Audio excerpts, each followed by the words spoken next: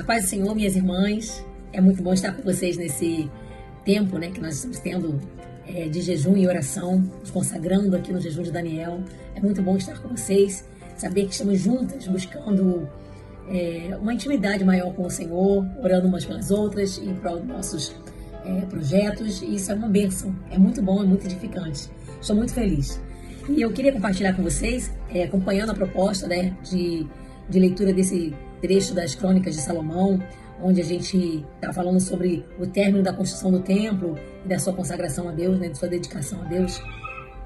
E eu queria compartilhar também com vocês uma reflexão dando continuidade ao que nós já temos falado aqui no grupo. Lembrando que como templo do Espírito Santo, nós também devemos ser consagradas a Ele diariamente. Assim como o templo de Salomão foi consagrado a Deus, foi dedicado a Deus, nós também somos templo do Espírito Santo. E estamos fazendo exatamente isso, consagrando o nosso tempo, o nosso corpo ao Senhor, nesses dias de jejum de Daniel. Bem, no capítulo 5, nós vimos a Arca da Aliança sendo levada para o lugar dela, né? O lugar devido a ela, dentro do templo. A Arca representava a própria presença do Senhor. A gente viu também a consagração dos sacerdotes e dos levitas, né? Eles foram também consagrados ao Senhor para o serviço que eles iriam realizar no templo. Mais uma vez, lembrando que nós também, como sacerdotes do Senhor, somos chamadas a nos consagrarmos ao Senhor para o serviço do Senhor. No capítulo 6, nós lemos a oração que Salomão fez em gratidão, louvor e dedicação do templo ao Senhor. Ele fez uma belíssima oração de apresentação do templo ao Senhor. É muito linda essa oração de Salomão, né? Mostra que com toda aquela glória, ele tinha assim um coração humilde, reconhecia o lugar de Deus na vida dele. E agora, aqui no capítulo 7, no início do capítulo 7, nós contemplamos aqui o registro da glória do Senhor invadindo todo o templo. Quando Salomão termina a sua oração, a glória do Senhor enche o templo de tal maneira que ninguém podia entrar no templo, porque a glória do Senhor encheu aquele lugar. O texto diz também que o fogo desceu e consumiu o holocausto e sacrifícios. O povo se prostrou, dando graças ao Senhor por tudo aquilo que estava acontecendo ali. Todos festejaram por 7 dias. Foram 7 dias de festejo. E depois eles voltaram para casa, alegres pelo que o Senhor havia feito, pela presença do Senhor, pela forma como o Senhor inundou com a sua presença o templo que havia sido dedicado a Ele.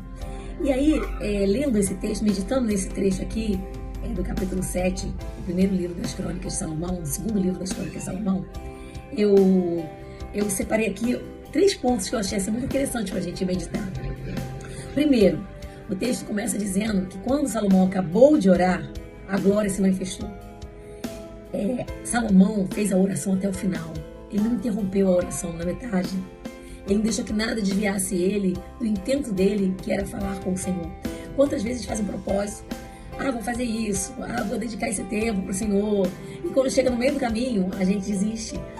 Esse ano eu vou ler a Bíblia toda e para no meio do caminho. Eu vou fazer o jejum por 2 dias. Aí no primeiro dia já interrompe. São coisas que a gente se propõe a fazer que a gente às vezes não termina. Às vezes não terminamos nem de falar com o Senhor. O Senhor quer manifestar a glória dele na nossa vida, mas nós precisamos concluir as propostas que nós colocamos no nosso coração para fazermos com o Senhor. Então, uma palavrinha só, mas chama muita atenção. A glória do Senhor invadiu o templo quando a oração foi terminada por Salomão. O Senhor aguardou o filho dele terminar a sua expressão para ele, para só depois disso, derramar a sua glória e invadir o templo. Que nós possamos ser mais consistentes naquilo que nós vamos fazer para o Senhor. Vamos começar e acabar. Vamos contemplar o favor de Deus quando terminarmos aquilo que começamos.